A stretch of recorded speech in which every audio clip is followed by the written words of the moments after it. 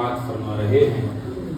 छठा सिपारा ला युहिब्बुल्लाहु अल-जहरा बिस्सूइ मिनल क़ौलि इल्ला मन ज़ुलिम व काना अल्लाहु समीअन अलीमा। शरीयत के अंदर किसी की ऐब जोई बयान करना शरअन अखलाकन बहुत बड़ा जुर्म है, जिसे हम गीबत कहते हैं। ये दुरुस्त बात नहीं। मुअत्ता इमाम मालिक के अंदर एक उमर रज़ियल्लाहु अन्हु के हवाले से कि उनके पास एक फैसला आया कि एक बंदा है, उसने किसी के बारे में कोई बात की है और बात उसने मर्द के बारे में नहीं, एक औरत के बारे में बात की है। उमर रज़ियल्लाहु ताला अन्हु ने उसे बुलाया और उसे कहा, अगर तू खामोश हो जाता तो तेरी खामोशी से किसी का घर आबाद हो जाता। और फिर उसको सख्त सुस्त अल्फाज कहे। मुअत्ता इमाम मालिक के अंदर है कि तू अगर खामोश रहता तो किसी की बेटी का घर आबाद हो जाता। तुझे क्या जरूरत थी, वो रिश्ता कर रहे थे, तूने उसके ऐब उनके सामने बयान किया। हाँ, मजलूम आदमी है। मजलूम आदमी किसे कहते हैं? एक बंदा वैसे आपके गांव का चौधरी वडेरा बना हुआ है, लेकिन आपका माल हड़प करके बैठा हुआ है। एक बंदा वैसे ताजिर है, लेकिन आपका पैसा नहीं दे रहा है। अब आप उसकी बात करो, लोगों को बतलाओ, तो वो कहता है, अच्छा तूने मेरे बारे में बात की है, ये तो तूने गलत की है। शरीयत कहती है बिल्कुल जायज है। ये मजलूम है, ये बेचारा किसी को बताएगा तो इसकी दाद रसी फरियाद रसी की जाएगी, वरना इसको कैसे मिलेगा। फिर एक और इसकी शिकल में तीसरा जुल्म जो है हमारे माशरे में, वो ये है कि पार्टियों को कर्ज देना होता है, कर्जा मौजूद, माल मौजूद होता है, और कहते हैं जी आज नहीं अगले हफ्ते आना। अगले हफ्ते नहीं भाईजान, फिर भाईजान अगले सीजन पे आना। वो टाल मटोल करते हैं। और नबी सल्लल्लाहु अलैहि वसल्लम की हदीस है, मक़लुल गनी ज़ुल्म। आपने कर्जा देना था, वो माल आपके पास मौजूद था, आप किस वजह से वो नहीं दे रहे, ये जुल्म, बहुत बड़ा जुल्म। उसके बाद अल्लाह ताला ने ईसा अलैहिस्सलाम के मुताल्लिक यहाँ काफी तफसीलन इस बारे में मुकम्मल मुख्तलिफ अंदाज में तज़किरे किए, और पीछे भी तज़किरा हो चुका उनका। असल में ये है, वो ये कहते थे, वबिकुफ्रिहिम वक़ौलिहिम अला मरियम बुहतानन अज़ीमा वक़ौलिहिम इन्ना क़तलनल मसीहा ईसा इब्न मरियम रसूलल्लाहि वमा क़तलूहु वमा सलबूहु वलाकिन शुब्बिहा लहु व इन्नल लज़ीना इख्तलफ़ू फ़ीहि लफ़ी शक्किन मिन्हु। अल्लाह फरमाता है कि बेशक उनका ये बात कहना कि हमने ईसा इब्न मरियम को, जो अल्लाह के रसूल थे, कत्ल कर दिया, ना उन्होंने उसको कत्ल किया और ना उन्होंने सूली पर उसको चढ़ाया है, लेकिन उनके लिए तशबीह डाल दी गई थी। उन जैसा एक मुशाबे बंदा बना दिया गया था। उन्होंने उसको फांसी पर लटकाया तो वो समझे कि ईसा इब्न मरियम को ही हमने फांसी का फंदा लटका दिया। अब यहाँ एक बात याद रखें, वलाकिन शुब्बिहा लहुम की तफसीर के अंदर जो बंदा हयात मसीह का इनकार करता है, यानी जो लोग आज मुसलमानों में भी एक गिरोह है जिसको जमाअतुल मुस्लिमीन कहते हैं, वो भी कहते हैं कि ईसा अलैहिस्सलाम वफात पा चुके। ये बात बिल्कुल कुरान के ऐन नस यानी कुरान के ऐन के खिलाफ है। ठीक है जी। अल्लाह फरमाता है ये बिल्कुल, ये हमने उसको अपनी तरफ उठा लिया। यहाँ रफ़अ से क्या मुराद है? इमाम इब्न हजर रहमहुल्लाह कहते हैं कि इत्तफ़क़ अस्हाबुल अख़बारी व तफसीरी अला अन्ना ईसा रुफ़िअ। तमाम लोगों का इस बात पर इत्तिफाक है। गोया के इब्न हजर कहते हैं कि इजमा हो चुका है। उनका मतलब शायद यही निकलता है कि ईसा अलैहिस्सलाम ने तमाम मुफस्सिरीन और तमाम अहले इल्म के नजदीक ईसा अलैहिस्सलाम फौत नहीं हुए, बल्कि अल्लाह पाक ने उनको ऊपर उठा लिया। ये अल्लाह ताला का मामला है। हमें जो कह दिया गया हम मानेंगे, जिसमें हमें खामोशी का हुक्म दिया गया उसमें खामोशी इख्तियार करें। अब इसमें कि जी वो कहाँ है, अल्लाह ताला जानता है। वो जी क्या करते हैं भाई, अल्लाह ताला जानता है। आपने क्या करना है बताओ तो सही। وہ جی اس ٹائم کیا کر رہے ہیں بھائی اللہ تعالیٰ کو پتہ ہے کیا کر رہے ہیں، آپ کو کیا مسئلہ ہے؟ سوال سمجھیں؟ اچھا اللہ تعالیٰ نبی صلی اللہ علیہ وسلم کی صحیح حدیث ہے کہ وہ اتریں گے دجال سے لڑائی کریں گے، وہ دجال ان کو دیکھ کر حدیث کے لفظ ہیں فرمایا ایسے پگھل جائے گا جس طرح اس پانی کے اندر نمک ڈال دو تو نمک فوراً کیا ہو جاتا ہے، گھل جاتا ہے، پگھل جاتا ہے۔ فرمایا وہ جیسے دیکھیں گے مسیح علیہ السلام کو دجال نالائق نافرمان کذاب، تو یہ کیا ہوگا، فوراً وہ پگھلنا شروع ہو جائے گا، حالانکہ اس سے پہلے اس نے بڑی قتل و غارت کی ہوگی۔ دجال کے بعد بہت بڑی قوت ہوگی، اس کی قوت کی ایک مثال میں آپ کو دے دیتا ہوں تاکہ آپ سمجھیں۔ صحیح حدیث میں ہے کہ وہ کیا کرے گا، دجال اتنا ہوگا کہ وہ کسی کو کہے گا ہاں بھائی تیرا ماں باپ فوت ہو چکا ہے، میں تیرا خدا ہوں، یعنی وہ کہے گا نہیں۔ وہ کہتا ہے اچھا اگر میں تیرے باپ کو زندہ کر دوں یا تیرے چاہنے والے کو زندہ کر دوں، وہ کہے گا واہ تو کر سکتا ہے، وہ کہے گا دیکھا کون فوت ہو گیا، اچھا باپ فوت ہو گیا، فوراً اشارہ کرے گا اور وہ بندہ انسانی شکل میں بن کے اس کے سامنے آ جائے گا، کہے گا بتا آپ تو ایمان لاتا ہے یا نہیں؟ ایک بندے کو ایسے تلوار مارے گا، یعنی دو حصوں میں ٹکڑا کر دے گا، آدھا دھاڑی ادھر آدھا ادھر، کہے گا آپ یہ مر گئے، پھر فرمائے گا ہاں بھی دونوں کھڑے ہو جاؤ۔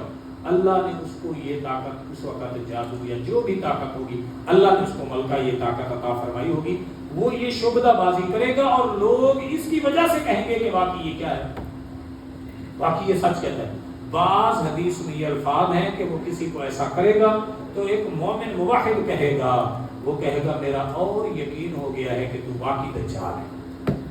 وہ کہے گا یہ کیسے؟ وہ کہے گا میں نے تیرا تذکرہ حدیثوں میں پڑھ رکھا تھا کہ تو یہ کرے گا۔ تو یہ جو لوگ کہتے ہیں نا کہ قرآن ہمیں کافی ہے حدیث کافی نہیں ہے، تو وہ اسلام کا آدھے سے زیادہ معاملہ ختم کر دیں گے۔ قرآن اور حدیث ہی اسلام ہے۔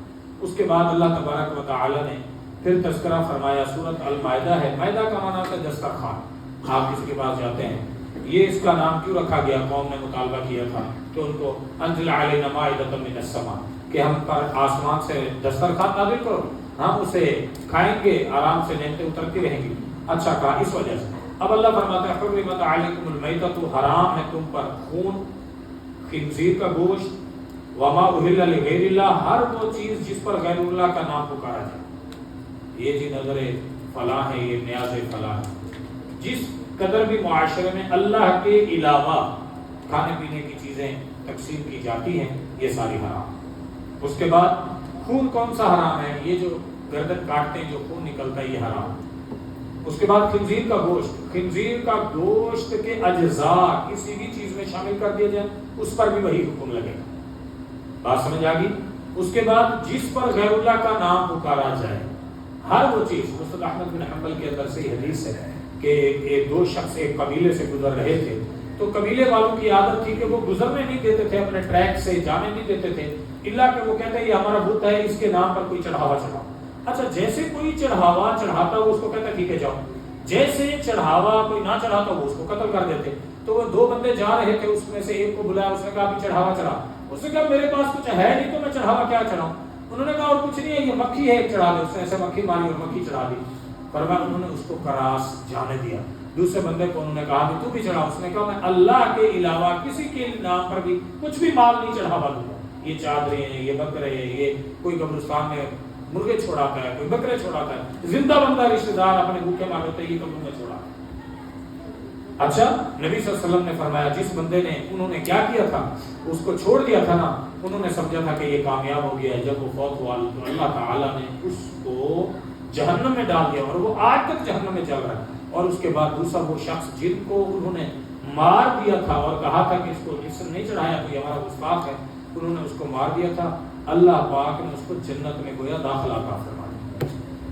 یہ کیا ہے؟ اللہ کے نام اور غیر اللہ کے نام، یہ بڑا خطرناک معاملہ مسلمان یہاں کرتے ہیں اور کسی کو کوئی پرواہ نہیں، کوئی پرواہ نہیں، کوئی پرواہ نہیں، یہ بات غلط ہے۔ اس کے بعد اللہ تعالیٰ فرماتا ہے والمنخنقۃ، تو ایسا جانور جس کا گلا گھونٹ دیا جائے وہ بھی حرام ہے، والموقوذۃ، اور جس کو کیا کر دیا جائے، چوٹ لگ جائے، جانور تھا کوئی بھی بڑا ہے چھوٹا ہے، چوٹ لگی ہے اور اچانک گرا ہے یا ویسے چوٹ لگی ہے، وہ اچانک تڑپ رہا تھا، آپ نے چھری پھیری پھر تو حلال۔ اگر وہ پہلے فوت ہو گیا، جس طرح آج آپ کے لاہور میں شادی حالوں میں اللہ تعالیٰ معاف کرے، وہ آپ جب بکنگ کروانے جاتے ہیں تو پھر وہ کہتے ہیں جی یہ ریٹ تو فی کس 550 یا 750 ہے، لیکن اگر آپ اس مرغی کے علاوہ ٹھنڈی مرغی لگوا لیں نا تو پھر وہ ریٹ 350 250 آ جائے گا. یہ ٹھنڈی مرغی ایک اصطلاح ہے ان کی. آپ جانتے ہیں اس کا کیا مطلب ہے؟ استغفراللہ. ٹھنڈی مرغی کا مطلب یہ ہے کہ جو مرغی فوت ہو جاتی ہے وہ اس کو رکھ لیتے ہیں اور وہ دھڑا دھڑ دیے جا رہے ہیں. جی ہاں، یہ کوئی بات بعید نہیں ہے، آپ جا کے پوچھیں، ایسا ہی ہوتا ہے. اللہ تعالیٰ میں معاف فرمائے. خالص حرام. والمتردیۃ، اوپر بلڈنگ پہ یا چھت پہ یا وہاں کہیں بکرا اوپر تھا چھت پہ وہاں سے گر کر مرنے والا. والنطیحۃ، آپس میں جانوروں نے ایک دوسرے کو سینگ مارے. یہ وہ طریقے تھے جو اس وقت اصل میں تمام لوگوں کے پاس سرمایہ جانور تھے، اکثر لوگوں کے پاس. ٹھیک ہے جی. تو جو حلال اور جو حرام ہونے کے احکام تھے وہ شریعت نے ذکر کر دیے. اب آپ کو آج کے دور میں کیسے پتہ چلے گا کہ حلال ہے؟ شریعت کہتی ہے ہر چیز حلال ہے، جو حرام ہے نا ہم اس کا تمہیں بتا دیں گے بس. اب آپ میری بات سنیں، شریعت کا اصول سمجھیں. اگر شریعت بتاتی نا کہ بھی یہ بکری بھی حلال ہے، گائے بھی حلال ہے، بھینس بھی حلال ہے، اس کا بچہ بھی حلال ہے، فلانی نسل بھی حلال ہے، فلانی نسل بھی حلال ہے، مرغی ہے اس کی جتنی نسلیں ہیں وہ بھی حلال ہے، تو یہ لمبا چیپٹر بن جاتا. شریعت نے اپنی جامعیت کا حسن رکھنے کے لیے کہا کہ باقی ساری چیزیں حلال ہیں، جو چیزیں ہم تم پر حرام کر دیں گے وہ حرام. اب صرف حرام چیزوں کا تذکرہ کر دیا گیا، باقی ساری چیزیں حلال ہیں. اب مشروب ہے، کتنے حلال ہیں؟ شراب حرام ہے، بس اس کو چھوڑو باقی حلال ہے. نشہ آور چیز حرام ہے، باقی کتنی چیزیں ہیں جو حلال ہیں وہ کیوں نہیں کھاتے؟ اب اس کے مقابلے میں اگر شریعت یہ ذکر کرتی کہ یہ چیزیں کیا ہیں، یہ چیز بھی حلال ہے، یہ چیز بھی حلال ہے، یہ چیز بھی حلال ہے، یہ چیز بھی حلال ہے، نام گنواتے جاتی تو کتنا لمبا چیپٹر بن جاتا. شریعت نے ایک موٹا بہترین چھوٹا سا اصول دے دیا کہ یہ معاملہ ہے، یہ حلال ہے. اب مثال کے طور پر سمندری مخلوق ہے، فرمایا حلال، سمندری مخلوق ہے حلال ہے. اب آپ کہیں گے سانپ ہے یا بچھو ہے یا جس طرح مگرمچھ ہے، تو ان کے اوصاف کی وجہ سے ان کو شریعت نے دل سے معاملات کی وجہ سے بتا دیا کہ یہ حرام. اس کے بعد اللہ تبارک و تعالی نے آگے اس بارے کے اندر رسولوں کا تذکرہ فرماتے ہوئے نصارہ کا تذکرہ فرماتے ہوئے اور پھر اسی طرح صراط مستقیم کا تذکرہ فرمایا، موسیٰ علیہ السلام کا تذکرہ فرمایا. پھر اللہ تعالیٰ خاص طور پر ذکر فرماتا ہے وَاتْلُ عَلَيْهِمْ نَبَأَ ابْنَيْ آدَمَ بِالْحَقِّ إِذْ قَرَّبَا قُرْبَانًا فَتُقُبِّلَ مِنْ أَحَدِهِمَا وَلَمْ يُتَقَبَّلْ مِنَ الْآخَرِ قَالَ لَأَقْتُلَنَّكَ قَالَ إِنَّمَا يَتَقَبَّلُ اللَّهُ مِنَ الْمُتَّقِينَ. روئے زمین پر سب سے پہلا قاتل کون تھا؟ سوال. قابیل، جس کو قتل کیا وہ اس کا بھائی تھا حابیل. یہ پہلا قتل تھا. ہم نے کل آپ کو بتایا تھا کہ قتل کی اقسام کتنی ہیں، قتل عمد، قتل شبہ عمد اور قتل خطا. ٹھیک ہے جی، ان کی سزا بھی. آج ہے کہ سب سے پہلا قتل جس نے کیا، نبی صلی اللہ علیہ وسلم نے فرمایا جتنے بھی قیامت تک قتل ہوں گے اللہ تعالیٰ اس پہلے قاتل کے حصے میں کچھ نہ کچھ اکاؤنٹ کھولا ہوا ہے، گناہ اس کو جا رہا ہے. تو خدا کے لیے یہاں یہ جتنے نوجوان بیٹھے ہیں نا، وہ ابھی بھی بچوں کو شوق ہے کہ وہ ٹک ٹاک موبائل اس کو چھوڑتے نہیں ہیں اور وہ سمجھتے ہیں کہ ہم صحیح جا رہے ہیں. نقصان کیا ہوتا ہے ان کا؟ اللہ اکبر. یہ اپنے جتنے نوجوان یہاں بھائی بیٹھے ہیں، آپ بھائی چینل بنا رہے ہیں، آپ کے اپنے کام ہیں، خدا کے لیے قرآن حدیث ڈاؤن لوڈ کریں. یہ نہ ہو آپ مر جائیں اور گانے یا فحش والی چیزیں ہوں اور آپ کے مرنے کے بعد بھی آپ کا اکاؤنٹ کھلا. یہ بہت بڑا خطرناک ہے. تو اچھی چیز اگر آپ کر جائیں گے، صدقہ جاریہ بنا جائیں گے، نسل در نسل ثواب آپ کو ملتا ہے. برا کام کر جائیں گے تو وہ گناہ آپ کو بھی ملتا ہے. یہ انسان کی اپنی سوچ. اس کے بعد اللہ تبارک و تعالیٰ نے یا ایھا الذین آمنوا اتقوا اللہ وابتغوا الیہ الوسیلہ، اور اللہ سے ڈر جاؤ اور تلاش کرو اس کی طرف وسیلے کو. یہ کہتے ہیں جی وسیلہ کس کو کہتے ہیں؟ وسیلے کا معنی ہوتا ہے قرب حاصل کرنا. یاد رکھیں، موٹا اصول بتا دیتا ہوں، 3 طرح سے وسیلہ کرنا جائز ہے، قرب حاصل کرنا جائز ہے. 3 طرح کے سے اللہ کو وسیلہ دینا جائز ہے. نمبر 1 جائز اور نیک کام. نمبر 1 زندہ سے دعا کروا لو، جائز ہے. جو زندہ بندہ ہے نا، آپ آئے قاری صاحب، آپ تراویح پڑھاتے ہیں، آپ قرآن پڑھتے ہیں، آپ دعا فرمائیں، بے اولاد ہیں، اللہ ہمیں اولاد نصیب فرما دے، جائز. زندہ بندے سے دعا کریں. لیکن آپ کسی کی قبر پہ پہنچے اور کہیں یا بہاول حق بیڑا میرا دھک، پیر شاہ جمال پتر دمی رتا لال، کوئی شے بھی نہیں لبڑا، کوئی شے نہیں لبڑی. باہیں تسی ساری زندگی پہ لا. ملتان کے اندر وہ ایک جگہ بنا ہوئی حضرت، ہم کیونکہ وہ مدینہ الاولیاء ہے نا اس کو کہتے ہیں، وہ کہتے ہیں کہ جی بیری ہلاؤ، جتنے ایسے بھی جگہ ہیں بیری ہلاؤ، جتنے بیر گریں گے نا اتنے اللہ تعالیٰ بچے دے گا. جی 40-50 دیر ڈگ پہ آتے سمجھو باقی کا سمجھ کی پڑے گا. یعنی آپ دیکھیں مشرکوں کی مت کیسے ماری گئی. اللہ نے کیا فرمایا اس کو, سبحان اللہ. نمبر 1 زندہ بندے سے دعا کرنا, یہ وسیلہ جائز ہے. نمبر 2 رب کو رب کی ذات و صفات کا واسطہ دینا. کیا مطلب؟ یا اللہ تو شفا دینے والا ہے, اللہ مجھے شفا عطا فرما. یا اللہ تیری صفت الرزاق ہے, تو بہت رزق دینے والا ہے, اللہ میں غریب ہوں مجھے رزق عطا فرما. یا اللہ تو عزت دینے والا ہے, اللہ مجھے عزت عطا فرما. یہ اللہ کو اس کے ناموں کے ساتھ صفات کے ساتھ بالکل جائز شرط درست ہے. اس کے بعد ہے تیسرا اپنا نیک عمل.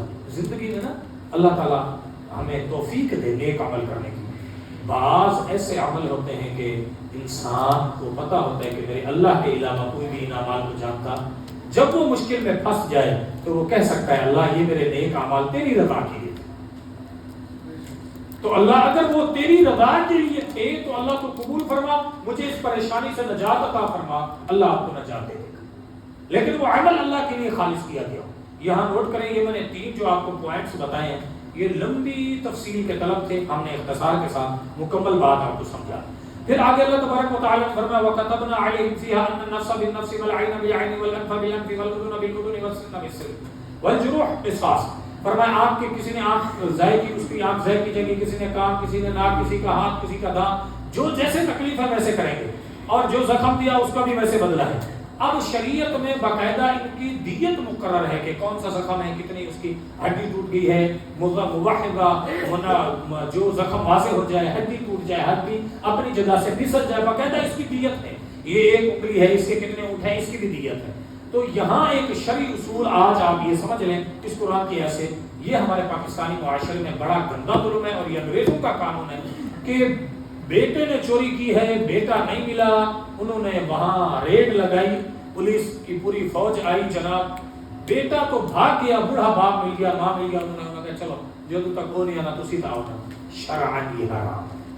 لا تزر وازرۃ وزر اخرى, جس نے جرم کیا بھیجا اس کو پکڑا جائے گا, اس کے علاوہ کسی کو بھی نہیں پکڑا جائے گا. یہ شریعت کا اصول ہے. بیٹے باپ نے جرم کیا, بیٹے کا کیا قصور ہے؟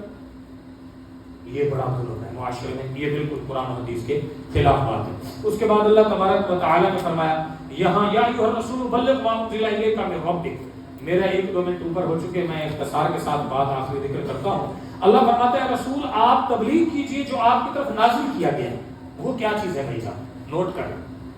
یہ تبلیغ سے کیا مراد ہے؟ یہاں کچھ لوگ کہتے ہیں کہ اللہ کے نبی صلی اللہ علیہ وسلم نے تمام امت کو کچھ چیزیں نہیں بتائی تھی, حضرت علی کو بتلا دی تھی. یہ لوگوں کا موقف ہے. ہم کہتے ہیں کہ اللہ قرآن میں کہتا ہے اگر آپ نے تبلیغ نہیں کی, نہیں پہنچایا تو فما بلغت رسالتہ, آپ نے رب کا پیغام پہنچایا ہی نہیں ہے. اگر تم یہ کہتے ہو کہ اللہ کے نبی نے اللہ باللہ کچھ چیزیں صرف خاص کی تھی تو امت کو نہیں بتائی تھی, وہ تو خود حضرت علی کہتے ہیں کہ اللہ کے نبی نے یہ احکام مجھے ایک بار لکھوائے تھے اور وہ احکام حضرت علی کے تھرو امت تک آ گئے. تو ایسا نبی پر الزام لگانا یہ نبی صلی اللہ علیہ وسلم کی ذات اقدس کے بارے میں صریح بہت بڑی گستاخی ہے. ان لوگوں کو سوچنا چاہیے جو حضرت علی کی محبت کا دعویٰ کر کے یہ کہتے ہیں کہ یہ کام درست ہے. ایسا بالکل نہیں ہو سکتا ہے. آگے پھر اللہ تعالیٰ نے کفر اور شرک کا مسئلہ بیان کیا. یہی ہے, اللہ تعالیٰ ہمیں کفر اور شرک سے بچائے, توحید پر اللہ ہمیں موت نصیب فرمائے. وآخر دعوانا الحمد للہ.